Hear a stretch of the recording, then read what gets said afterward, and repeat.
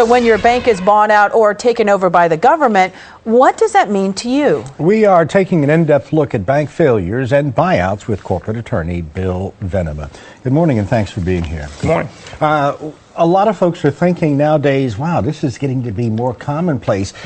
Banks are going down. People are lining up trying to get their money. Why do banks fail?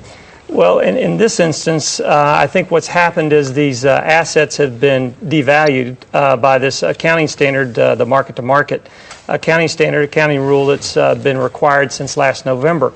Your previous guest, Congressman Poe, was talking about how all of a sudden this crisis came at the last minute and they've known about it for a year. I think it's been brewing because of this accounting standard, and they knew that a lot of these assets were going to have to be written down.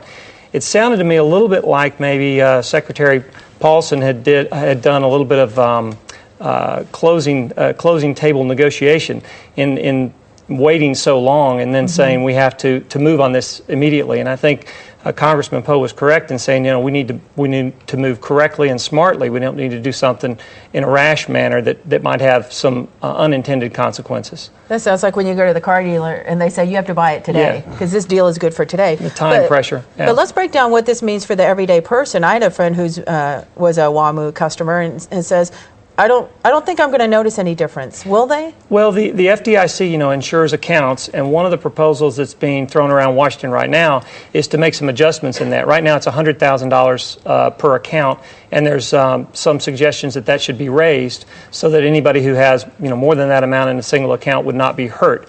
And that's seen as more protecting the victims of this financial meltdown than rewarding or bailing out, as Congressman Poe called them, the fat cats on Wall Street.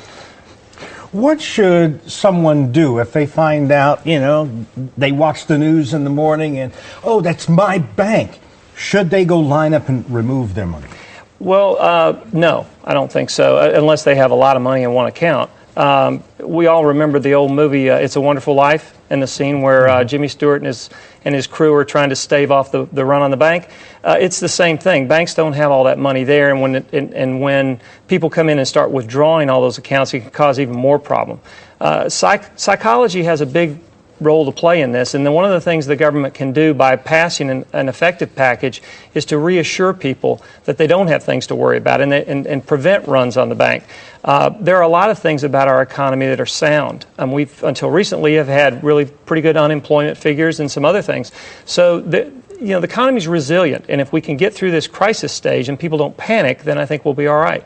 I think what people are concerned about is that, banks deal with only money. How is it that a bank can't, if they can't do the business, then who can? Well, some would say that they just got into the business of making bad loans, and that's what started it all, and that got compounded when they were able to package those loans and sell them to Fannie Mae and Freddie Mac, which gave them more money to make more loans, some of which were also bad. So you had a lot of people with credit that probably shouldn't have gotten at least that much credit.